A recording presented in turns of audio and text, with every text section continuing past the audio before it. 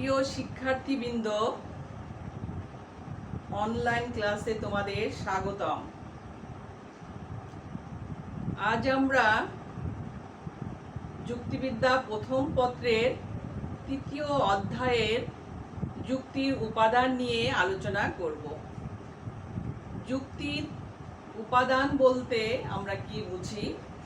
যুক্তির উপাদান বলতে বোঝায় যুক্তি গঠন করতে যা যা প্রয়োজন হয়, যেমন শব্দ, পদ, শব্দের শ্রেণীবিভাগ, পদের শ্রেণীবিভাগ, পদের ব্যক্তার্থ, জাতার্থ, যৌক্তিক বাক্য ইত্যাদি।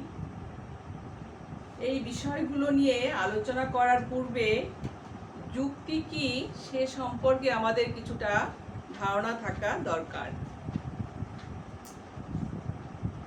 তোমরা জানো যে যুক্তি প্রদান করা মানুষের স্বাভাবিক প্রবণতা। যুক্তি বা অনুমান হচ্ছে যুক্তিবিদ্যার প্রধান আলোচ্য বিষয়। অনুমান যখন ভাষায় প্রকাশিত হয় তখন তাকে বলা হয় যুক্তি। একটি যুক্তি কয়েকটি যুক্তি বাক্যের সমন্বয়ে গঠিত হয়। আবার একটি যুক্তি বাক্য একটা যুক্তি বাক্যের তিনটি অংশ থাকে: উদ্দেশ্য, সংযোজক, বিধেয়। এখন প্রশ্ন আসতে পারে, উদ্দেশ্য কাকে বলে? তোমরা ব্যাকরণে পড়েছো উদ্দেশ্যের সংজ্ঞা। এখানে উদ্দেশ্য এবং বিধেয়ের সংজ্ঞা একই রকম। যার সম্পর্কে কিছু বলা হয় তাকে বলা হয় উদ্দেশ্য। উদ্দেশ্য সম্পর্কে যা কিছু বলা হয় সেটাই হলো বিধেয়। আর সংযোজক নামে মাঝে সংযোজক থাকে। একটি যুক্তি বাক্যের দুটি পদের মাঝে একটা চিহ্ন থাকে যার নাম সংযোজক। এই সংযোজক উদ্দেশ্য এবং বিধেয়ের মধ্যে একটা সম্পর্ক তৈরি করে। তাহলে একটা যুক্তি বাক্যের মধ্যে তিনটি অংশ থাকে: উদ্দেশ্য, সংযোজক এবং বিধেয়। তাহলে দেখা যাচ্ছে যুক্তির জন্য যেমন যুক্তি বাক্যের প্রয়োজন, তেমনি যুক্তি বাক্যের জন্য পদের প্রয়োজন। আমরা একটি উদাহরণের সাহায্যে যুক্তি এবং যুক্তি বাক্য দেখাবো। যেমন সকল মানুষ হয় মরণশীল,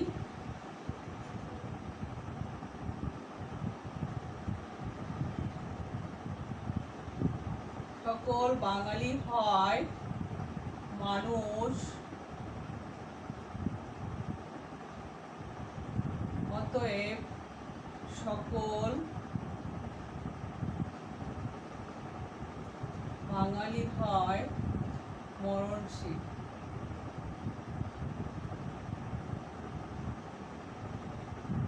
এটি পুরোটি একটি যুক্তি। এটি একটি যুক্তির উদাহরণ। এই যুক্তিটি আমরা যুক্তিটির সিদ্ধান্ত হিসাবে পেয়েছি সকল বাঙালি হয় মরণশীল। এই বাক্যটি আমরা এই দুটো বাক্যের ভিত্তিতে পেয়েছি। তাহলে একটা যুক্তি, এখানে যে যুক্তিটি আমি দিয়েছি সেই যুক্তিটি তিনটি বাক্যের সমন্বয়ে গঠিত হয়েছে। প্রথম দুটিকে বলা হয় আশ্রয় বাক্য এবং শেষ যেটা পেয়েছি সেটাকে বলা হয় সিদ্ধান্ত। তাহলে আর যুক্তি বাক্য যেমন সকল মানুষ হয় মরণশীল, এই যুক্তি বাক্যটির সকল মানুষ উদ্দেশ্য পদ, মরণশীল এটা বিধেয় পদ, আর হয় এটা সংযোজক। তাহলে একটা যুক্তি গঠন করতে তিনটি বা একাধিক বাক্যের প্রয়োজন হয়। আর একটা যুক্তি বাক্য গঠিত হয় দুটি পদের মাধ্যমে। এখন প্রশ্ন আসতে পারে যুক্তি বাক্য কাকে বলে। যুক্তি বাক্যের সংজ্ঞা আমরা এভাবে বলতে পারি, দুটি পদের মধ্যে কোনো সম্পর্কের স্বীকৃতি অথবা অস্বীকৃতিকে বলা হয় যুক্তি বাক্য। যেমন এটা একটা যুক্তি বাক্য, সকল মানুষ হয় মরণশীল, এটাকে আমরা একটা স্বীকৃতি সূচক যুক্তি বাক্য বলতে পারি, কারণ এখানে একটা পজিটিভ কথা প্রকাশ পেয়েছে। আমরা একটা অস্বীকৃতি সূচক বাক্য লিখি,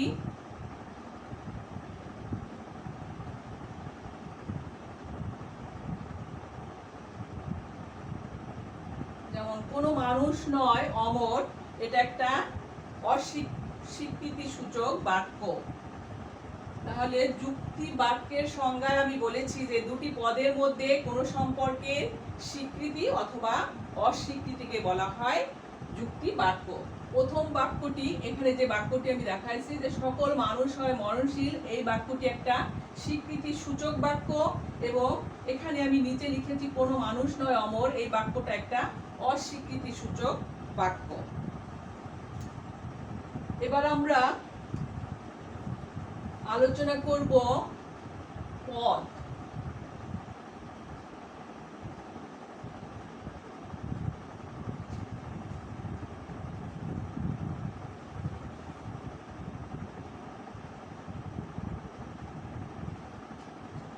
পদের অর্থ। পদের অর্থ কি? পদের ইংরেজি শব্দ প্রতিশব্দ হলো টার্ম।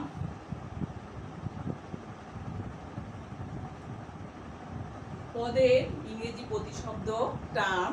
টার্ম শব্দটি এসেছে ল্যাটিন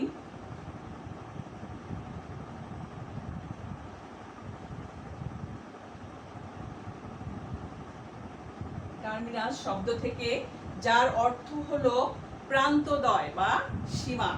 সুতরাং ব্যুৎপত্তিগত দিক থেকে যদি আমরা বলি, তাহলে যুক্তিবিদ্যার অর্থ দাঁড়ায় যুক্তিবাক্যের প্রান্তদ্বয় বা সীমাই হচ্ছে পদ।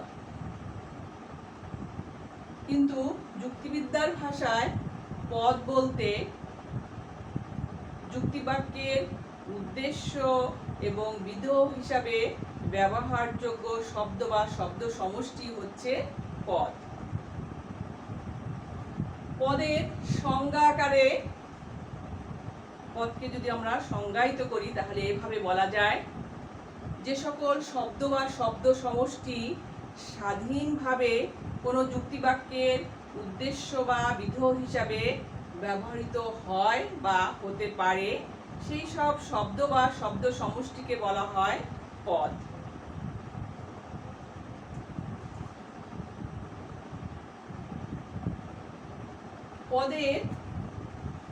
পদকে আবার বিভিন্ন যুক্তিবিদ ব্যাপক এবং সংকীর্ণ এই দুটি অর্থে ব্যবহার করেছেন।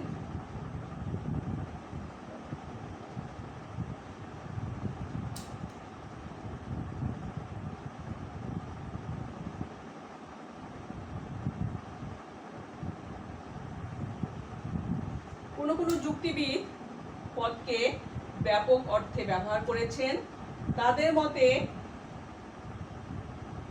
যে সকল শব্দ বা শব্দ সমষ্টি কোনো যুক্তিবাক্যের উদ্দেশ্য বা বিধেয় হিসাবে ব্যবহৃত হওয়ার যোগ্যতা রাখে, তাকেই বলা হয় পদ। আর সংকীর্ণ অর্থে যারা একে সংজ্ঞায়িত করেছেন, তাদের মতে যে সকল শব্দ বা শব্দ সমষ্টি প্রকৃতই কোনো যুক্তিবাক্যের উদ্দেশ্য বা বিধেয় হিসাবে ব্যবহৃত হয়েছে, তাকেই বলা হয় পদ। ব্যাপক অর্থে আমরা বলতে পারি মানুষ, উদাহরণ হিসাবে বলতে পারি মানুষ, ফুল, এই শব্দগুলো কোনো যুক্তিবাক্যের উদ্দেশ্য বা বিধেয় হিসাবে ব্যবহৃত হওয়ার যোগ্যতা রাখে। সংকীর্ণ অর্থে যারা বলেছেন, তারা বলছেন যে যে শব্দগুলো বাক্যে ব্যবহৃত হয়নি এরকম কোনো শব্দ পদ হতে পারে না। যেমন ফুল এবং সুন্দর, এই শব্দ দুটো একাকী কোনো যুক্তিবাক্যের উদ্দেশ্য বা বিধেয় হতে পারে না। যখন বলা হবে সব ফুল হয় সুন্দর, তখনই ফুল এবং সুন্দর পদ দুটো সংকীর্ণ অর্থে কোনো যুক্তিবাক্যের উদ্দেশ্য বা বিধেয় হিসাবে ব্যবহৃত হবে, পদ হিসাবে ব্যবহৃত হবে। এটা হলো উদ্দেশ্য পদ, এটা হলো বিধেয় পদ। তাহলে ব্যাপক অর্থে কেউ কেউ ব্যাপক অর্থে, কেউ কেউ সংকীর্ণ অর্থে পদকে সংজ্ঞায়িত করেছে। তবে এই দুটো বিষয়কে আমরা একসাথে পর্যালোচনা করে বলতে পারি যে শব্দ বা শব্দ সমষ্টি কোনো যুক্তিবাক্যের উদ্দেশ্য অথবা বিধেয় হিসাবে ব্যবহৃত হয় বা হতে পারে, সেই শব্দ বা শব্দ সমষ্টিকেই বলা হয় পদ। আমরা এবার দেখব শব্দ কি।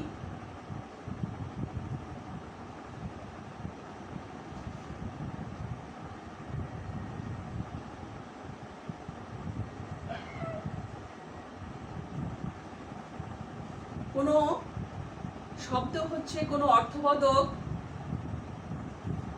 ধ্বনি বা ধ্বনির সমষ্টি, বর্ণ বা বর্ণের সমষ্টিকে বলা হয় শব্দ। যেমন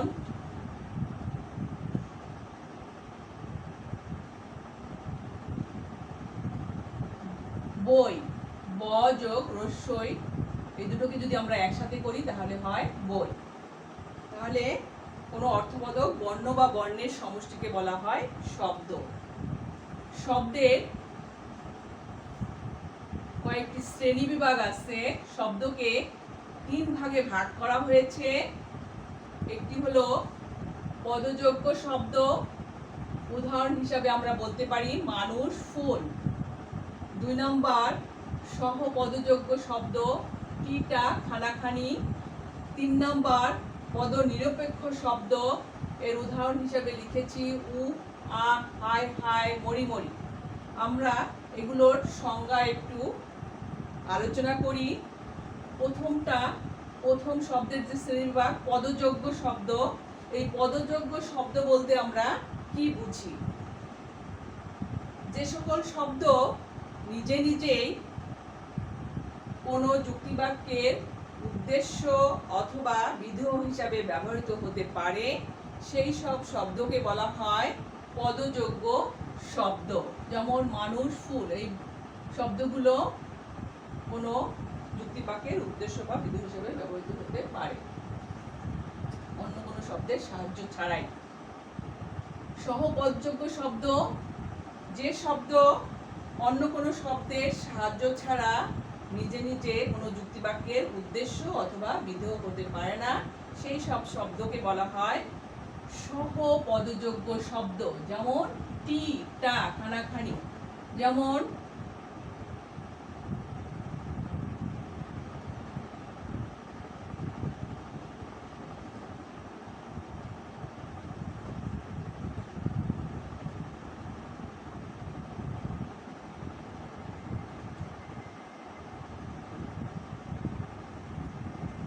বইটি হয় চমৎকার।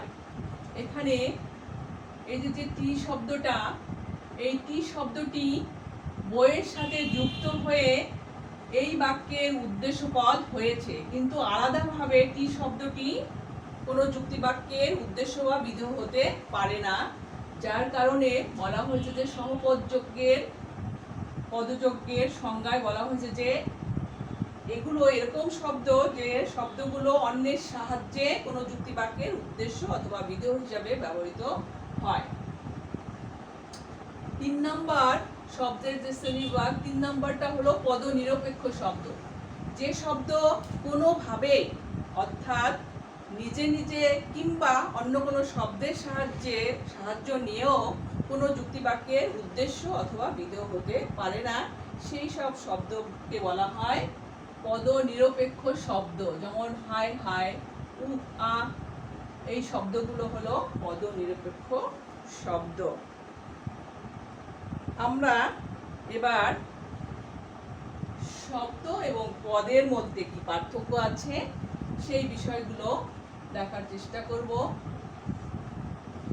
পদ এবং শব্দের মধ্যে আমরা যদি লক্ষ্য করি তাহলে অনেকগুলো পার্থক্য আমরা দেখতে পাবো। প্রথম যে পার্থক্য সেটা হলো গঠনগত পার্থক্য।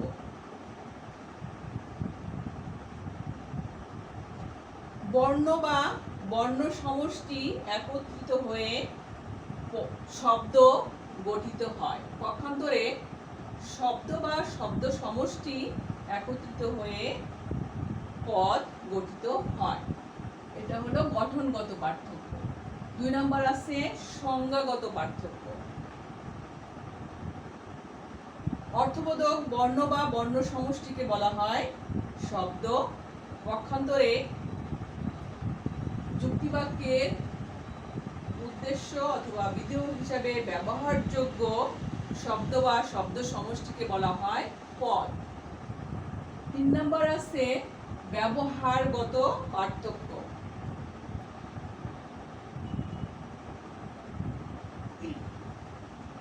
ব্যবহারগত পার্থক্যের মধ্যে যে সব পদ শব্দ হলেও সব শব্দ কিন্তু পদ নয়, কারণ সব শব্দ কোনো যুক্তিবাক্যের উদ্দেশ্য অথবা বিধেয় হতে পারে না। যেমন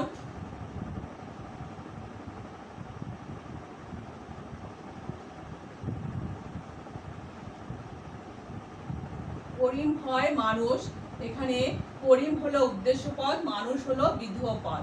এই দুটি শব্দ উদ্দেশ্য এবং বিধেয় হিসাবে ব্যবহৃত হলেও হয় শব্দটি কোনো যুক্তিবাক্যের উদ্দেশ্য অথবা বিধেয় হিসাবে ব্যবহৃত হয়নি, যার কারণে এই শব্দটি পদ হিসাবে স্বীকৃতি পায়নি। এটা হলো ব্যবহারগত পার্থক্য। 4 নম্বর আছে প্রকারগত পার্থক্য। শব্দকে আমরা দেখিয়েছি যে শব্দকে 3 ভাগে ভাগ করা যায়: পদযোগ্য শব্দ, সহপদযোগ্য শব্দ, পদনিরপেক্ষ শব্দ। এই 3 প্রকার শব্দের মধ্যে কেবল পদযোগ্য শব্দগুলোকেই পদ হিসাবে ধরা হয়। অন্য প্রকারের শব্দগুলো, এই 2 প্রকারের শব্দগুলো পদের মর্যাদা পায় না। এটা হলো প্রকারগত পার্থক্য। কিন্তু শব্দ সব জায়গায়, শব্দের ব্যবহার আমরা বাক্যের ভিতরে সব জায়গায় দেখি। 5 নম্বর পার্থক্য হলো ব্যাপকতাগত পার্থক্য। হলো শব্দের চাইতে পদের ব্যাপকতা কম এবং শব্দের ব্যাপকতা বেশি, কারণ পদের ব্যবহার কেবল যুক্তিবাক্যের উদ্দেশ্য এবং বিধেয়ের মধ্যেই সীমাবদ্ধ, কিন্তু শব্দের সাহায্যে শব্দটাকে আমরা ভাষা এবং চিন্তার সব ক্ষেত্রে ব্যবহার করি। সংখ্যাগত পার্থক্য। পদ মাত্রই যুক্তিবাক্যের উদ্দেশ্য এবং বিধেয়, কাজেই বাক্যের ভিতরে পদের সংখ্যা হলো 2টি, 2-এর অধিক নয়। কিন্তু একটি বাক্যের ভিতরে শব্দের সংখ্যা অনেক। যেমন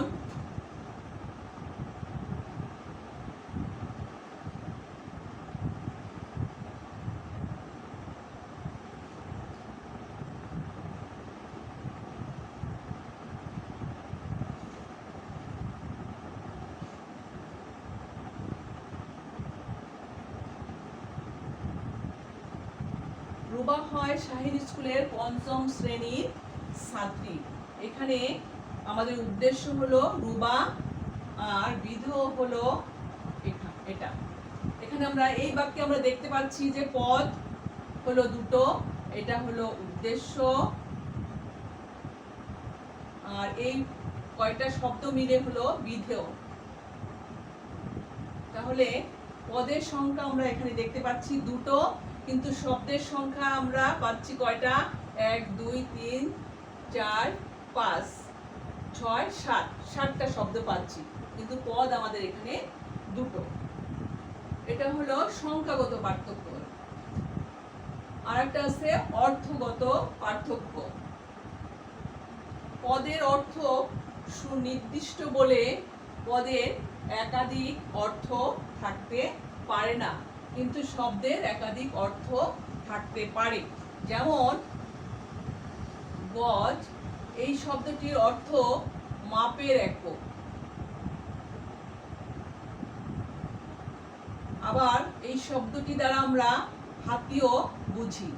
তাহলে এই শব্দটির একাধিক অর্থ আমরা পেলাম, কিন্তু পদের অর্থ সুনির্দিষ্ট, পদের একটাই অর্থ। বিস্তারগত, 8 নাম্বার আছে বিস্তারগত পার্থক্য। শব্দ যত বড়ই হোক না কেন, প্রতিটি শব্দই এক একটি শব্দ, কিন্তু পদ একটি শব্দ দ্বারাও গঠিত হতে পারে, আবার একাধিক শব্দ দ্বারাও গঠিত হতে পারে। যেমন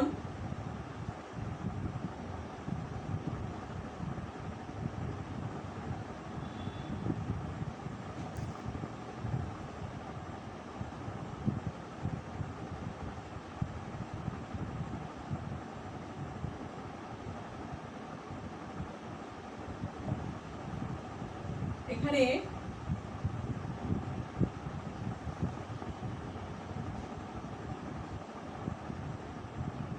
সাকিব হয় একজন ভালো ক্রিকেট খেলোয়াড়। এখানে আমাদের উদ্দেশ্য হচ্ছে সাকিব এবং একজন ভালো ক্রিকেট খেলোয়াড় হচ্ছে বিদেহ। এই বাক্যের উদ্দেশ্য পদটি একটি শব্দ দ্বারা গঠিত, কিন্তু বিদেহ পদটি 4টি শব্দ দ্বারা, 1 2 3 4, 4টি শব্দ দ্বারা গঠিত। তাহলে শব্দ পদ একাধিক শব্দ দ্বারাও হতে পারে, আবার একটি শব্দ দ্বারাও হতে পারে। অবস্থানগত পার্থক্য, 9 নম্বর হলো অবস্থানগত পার্থক্য। পদ মাত্রই বাক্যের, যুক্তি বাক্যের প্রান্তে অবস্থান করে, কিন্তু শব্দের বিচরণ বাক্যের সব জায়গায়। 10 নাম্বার তাৎপর্যগত পার্থক্য। পদের মাঝে আমরা ব্যক্তার্থ এবং জাতার্থ, এই দুটি তাৎপর্য খুঁজে পাই, কিন্তু শব্দের নিজস্ব অর্থ ছাড়া এরকম কোনো তাৎপর্য নেই। প্রকাশ, 11 নাম্বার প্রকাশগত পার্থক্য। পদের দ্বারা আমরা কেবল চিন্তায় প্রকাশ করি, ইচ্ছা, অনুভূতি, সংশয়, বিস্ময়, জিজ্ঞাসা, এগুলো আমরা প্রকাশ করতে পারি না। কিন্তু শব্দের সাহায্যে আমরা শুধু চিন্তাই প্রকাশ করি না, সেই সাথে ইচ্ছা, অনুভূতি, আবেগ, বিস্ময়, সংশয়, জিজ্ঞাসা, এগুলো প্রকাশ করে থাকি। 12 নম্বর একক হিসাবে পার্থক্য। পদ হচ্ছে যুক্তি বাক্যের একক, কারণ উদ্দেশ্য এবং বিধেয় এই দুটি পদ দ্বারা যুক্তি বাক্য গঠিত হয়, দুটি পদ দ্বারা যুক্তি বাক্য গঠিত হয়। আর শব্দ হচ্ছে ব্যাকরণিক বাক্যের একক, কারণ এখানে একের অধিক শব্দ দ্বারা ব্যাকরণিক বাক্য গঠিত হয়। তাহলে আমরা এই পার্থক্যগুলো, পদ এবং শব্দের মাঝে আমরা এই পার্থক্যগুলো দেখলাম। পরিশেষে আমরা বলবো যে পদ এবং শব্দ দুটি আলাদা বিষয়, এদের মাঝে অনেক পার্থক্য আমরা দেখলাম।